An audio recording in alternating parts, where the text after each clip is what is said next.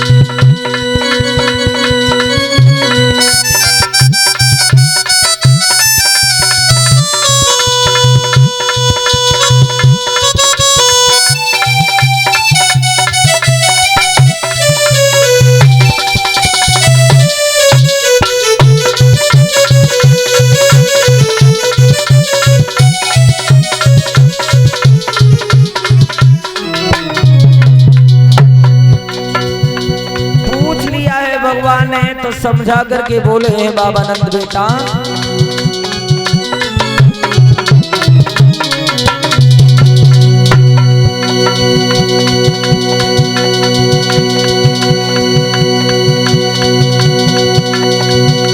मैया आज नया सब किस लिए मनाया जाता है, सके कारण सत्कारों से सामान सजाया जाता है।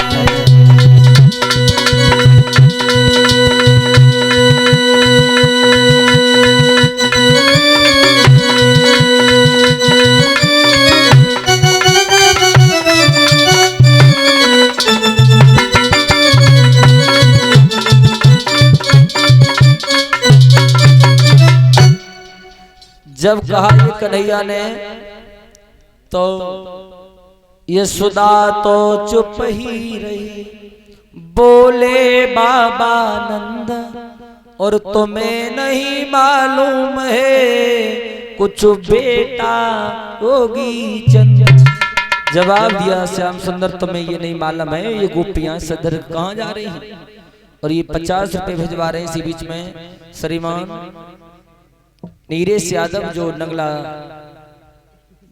धोबई से आई हुई उनकी तरफ से, जो हमारे सांड वाले भैया इनके बड़े भाई हैं उनकी तरफ से कामना करते हैं भगवान से सदैव सम्मान का सम्मान बनता रहे, सद्बुद्धि बनी रहे। बोलिए गोविंद भगवान की। इधर जब बाबा नंद समझाने लगे बेटा ये सभी गोपियां सज के आज और इंद्र का पूजन करने के लिए जा रही हैं। इंद्र का पूजन बोले काहे का पूजन बेटा, जब हम लोग इंद्र का पूजन करते हैं तो इंद्र प्रसन्न होकर के खुश होकर के हमारे ऊपर एक एहसान करते हैं। एहसान काहे का एहसान?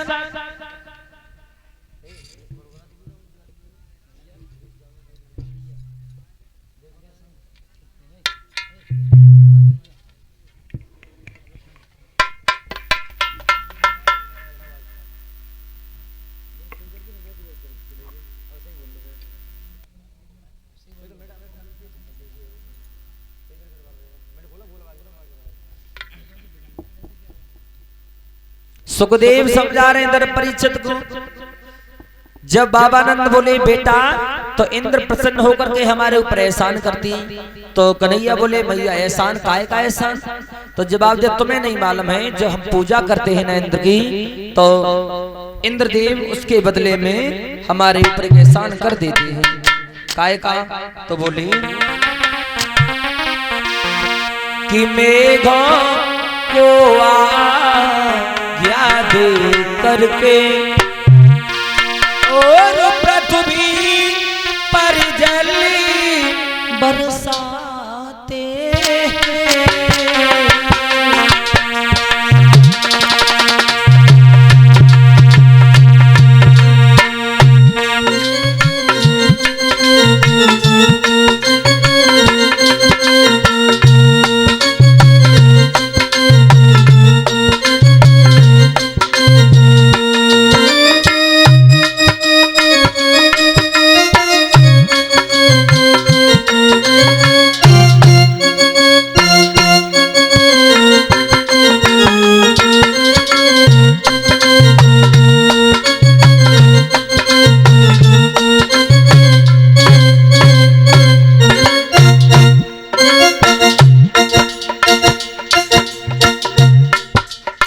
कहा माँ जब तुम लोग इंद्र की पूजा करते तो एहसान किस बात का करता है वो, तो समझा करके मैया यशोदा और बाबा नंद बोले बेटा सुनो,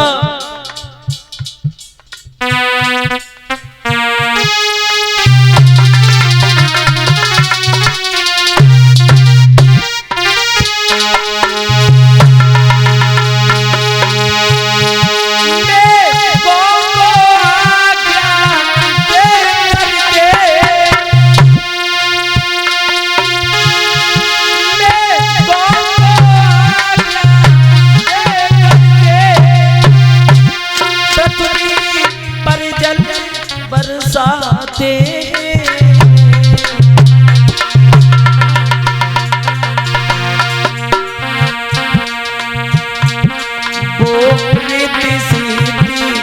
पूजा करके अपना धन दान बढ़ाते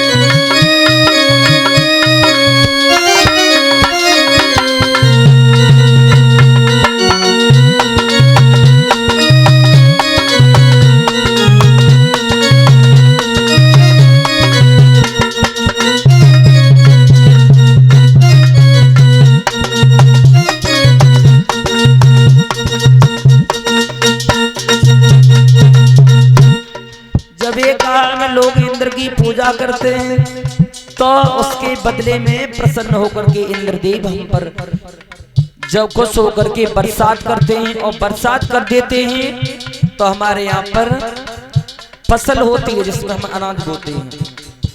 जब फसल होती है तो काट करके अनाज होता है उसको खाते हैं तो जीवित रहते हैं, तो इसलिए पूजा करनी पड़ती है। और बोले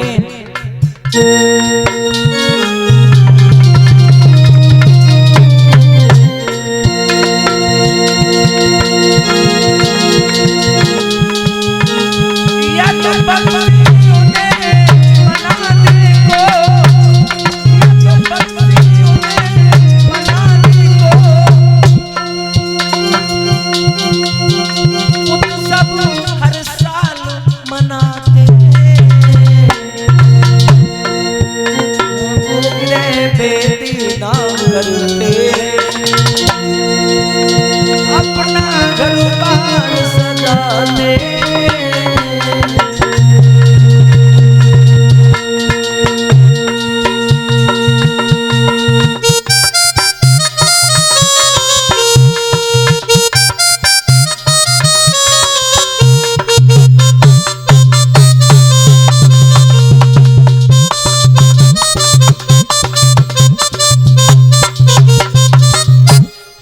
साफ शब्दों में जवाब दिया है।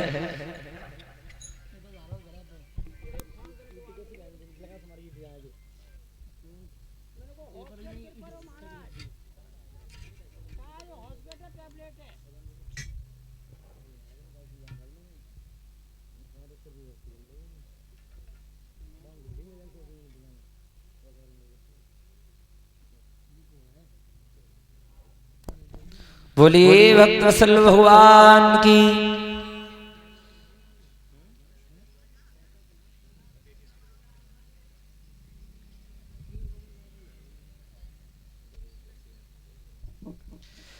श्री सुखदेव जी समझा रहे हैं परीक्षित को। जब कन्हैया ने सुना कि ये सब लोग इंद्र का पूजन करते हैं तो कन्हैया बोले मैया कोई कहीं पर भटक रहा है और कोई कहीं पर, क्यों? तो सवाल कर दिया है भगवान कन्हैया ने अपने पिता से कि बाबा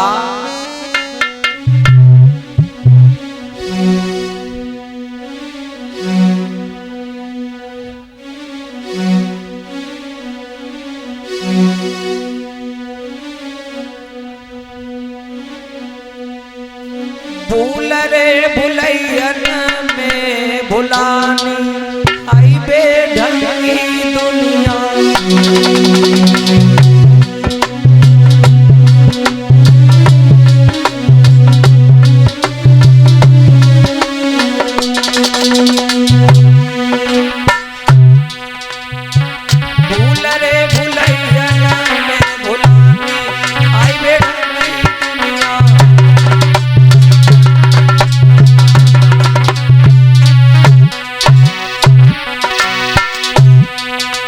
संसार में कोई कहीं पर भटक रहा है, कोई कहीं पर भटक रहा है। और बोले हैं कन्हैया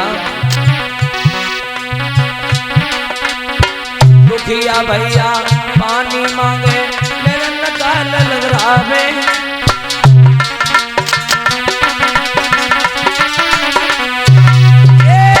दुखिया भैया पानी मांगे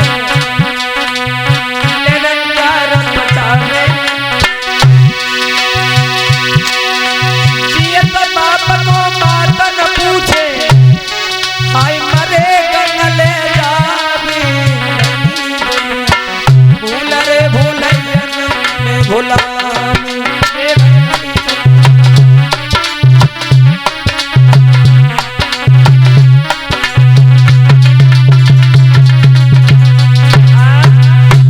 साफ शब्दों में कह दिया है। इसका मतलब ये है हम लोग पूजा करेंगे जो खुद दूसरे के सारे वो हमें क्या सहारा देगा। हे माँ पूजा होगी तो गिरिराज महाराज की, गोवर्धन महाराज की। बहुत मना कर रहे हैं बाबा नंद मैया यशोदा, लेकिन कन्हैया नहीं माने। तो जिद जब की है श्याम सुंदर ने, देखो कथा सुना रहे तो सब भाई लोग उठ के जा रहे, आला सुना तो कोई नहीं उठेंगे, सबके मन की जाएगी, लेकिन इंतजार करो। ठीक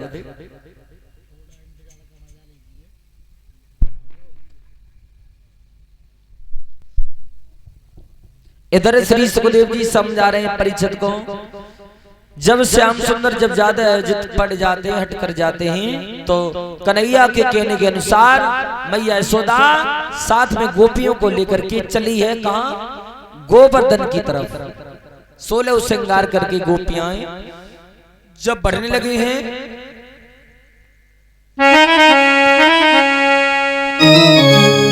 करे 16 श्रृंगार और गोपियां बढ़ती जाती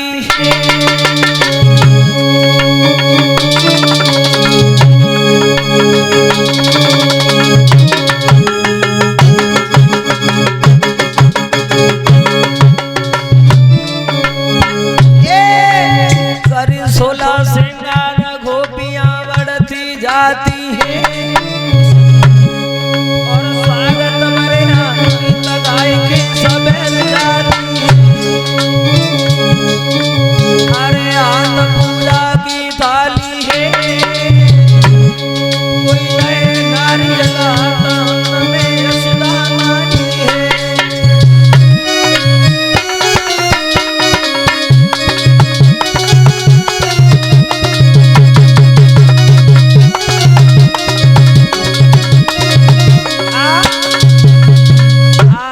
बढ़ करके चली ही गोपियां आगे आगे, श्याम सुंदर बाबा नंद साथ मैया यशोदा सभी गोपी ग्वालों को ले लिया। बड़े ही भगवान आगे के लिए तालियां बजा करके बोले सभी भक्त, नए मानत कन्हैया चली पूजन को मैया चली पूजन को मैया।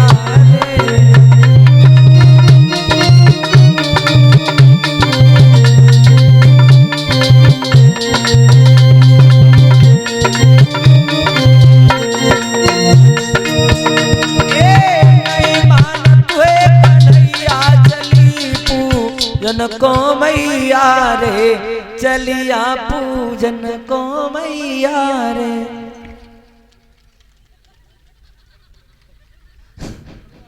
भगवान जमालिन पर रही है तमाशो रो। हाँ तो है देखो, अबे हमारी माता बहने कोई नहीं गा रही, देखो समय तो लगेगा नहीं, थोड़ा इंतजार करें, अभी करा रहे पूजा। अबे तो इनकी आवाज ना नहीं कर रही, काऊ तरीका से माता बहन के जे कब आवाज निकालती मालूम परिचय महाराज, काऊ तरीका से इनके कंडा और जे चक्रोट पे रखे हुए, और फिर कोई फोड़ दे मोटरसाइकिल ले जा, फिर देखो जाऊंगे और बाऊंगे।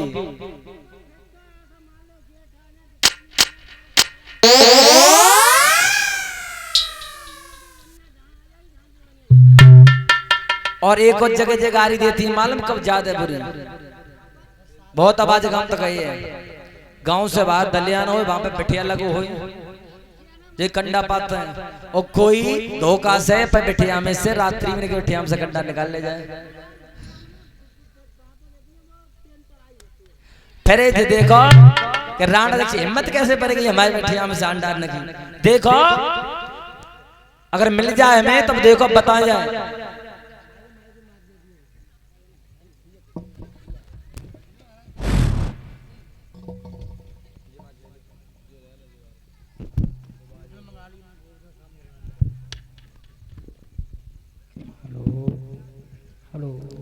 और देखो परीक्षित महाराज इनका भी कोई दोष नहीं है। सब घर में लड़ाई किसकी है मालूम है? सास और बहू और नंद की। बताएं बेटा महाराज। हाँ सब कुछ करिए, मेरी बुराई करी तो मैं चलो जाऊंगा घर। ते बुराई काय को करी है तो पड़ोस को है। क्योंकि गुरुजी तुमने मेरे गांव में बुराई कर दी तो बहू उठ के चली गई। चल चुप रहे, रोए मत। जहाँ पे जब बुराई करी है समझ रहे हमने कौन सी बुरी कही थी? ऐसे वो हमने के ऊपर एक चटकुला बनाया गाय दो रोटी ना दी भूखो मैं मरो, तुम तो मजे में रहे वो मालूम है। परीक्षित महाराज इनके गांव में भी कथा चली थी 24 तारीख से 2 तारीख हो गए थे। तो इनकी माँ वो भी आती थी कथा सुनने, पत्नी वो भी आती थी। नहीं शादी भैया सो भैया इनके हाथ में चोट लग गई, चिमटा बजाते पे बाएं उतर गई तो गरम पट्टी रहे। तो घर पे कुछ काम तो कुत्ता आए थे तो उनको चिमटा लटक के बजा रहे। सब मम्मी खड़ी हो गई। देखो तो सब चिंते बैठे हो, मैं लटका के हाथ में टरवा के फिर रही हो। तुमने लटक के जाओ। मेरी माता जी नाराज मत हो जाओ, कलाकारी हो रही है।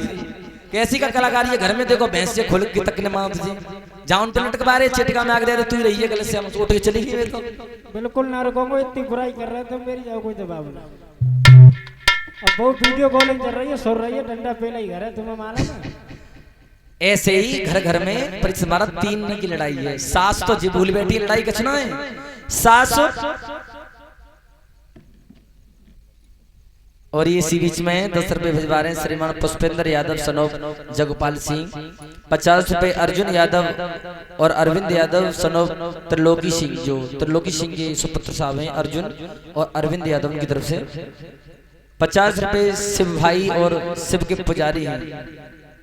ये बहुत बड़े भक्त हैं भोले बाबा के। एक बार तालियां हो जाने के लिए। और ये 100 रुपए श्रीमान अजय पाल वाल्मीकि जी जो इसी गांव से हैं। 30 रुपए दीपक वाल्मीकि जी और 51 रुपए राहुल वाल्मीकि, 51 रुपए मेहुल वाल्मीकि,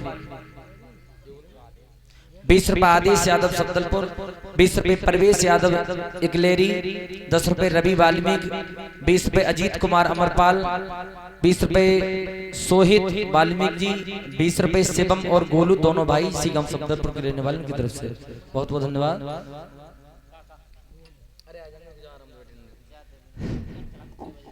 हाँ हम तो देखो 2 ने 4 बजे तक बावल के माता बहने बेचारी तो अच्छी बैठी रहती है, लेकिन पता ना भाई लोगों को कोई आनंद ही नहीं आया। आला की बात है तो सुनो।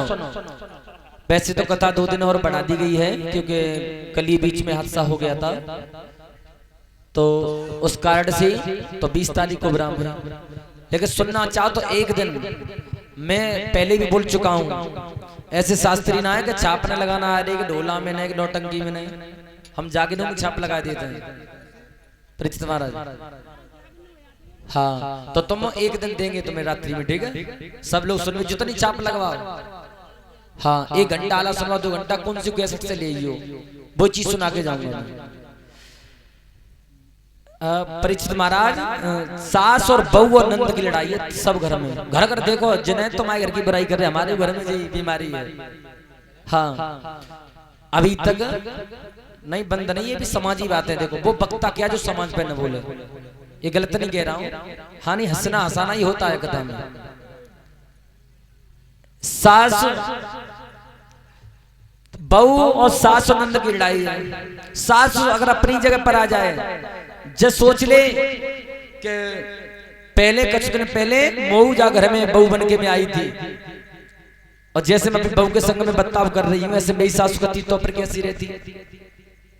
और बहू जी भूल रही है कि एक न एक दिन मऊ जा सासू की तरीका से सासू बनना है, समझो।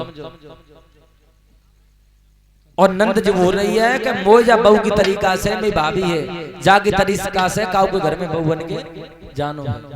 और जे तीनों अपनी अपनी जगह पर आ जाए माता बहन, तो कभी घर में कलेश नहीं होगी, लड़ाई नहीं होगी। समझना। एक बार, लेकिन आजकल की लड़ाई महाराज बहुत अजब है। एक बार एक आदमी की नई नई शादी भई, तो चतुर्बहु आई। चतुर्बहु आई तो हमारे परिचित महाराज की धर्मपति ना ऐसी बेचारी सीधी सादी सी मिल गई उन्हें, तो बेकाय को ठान रही बढ़िया, तो बहू को सब्जी मंगाए घर पे, गैस पे रोटी पर 5 चूल्हों में चलाने दे रही बेचारी, बिना कहीं जो बहू मांगे सोई ला के रखे। लेकिन बहू तो बोर आ रही है, तो इनके लड़काए सो बेचारे नौकरी करने चले गए। तो 4-6 महीना लड़का रहो तो बहू सही खूब सही चली, खूब सेवा करी सास की। जब बहू ने सब जांच कर ली, हमारी सास तो बिल्कुल पागल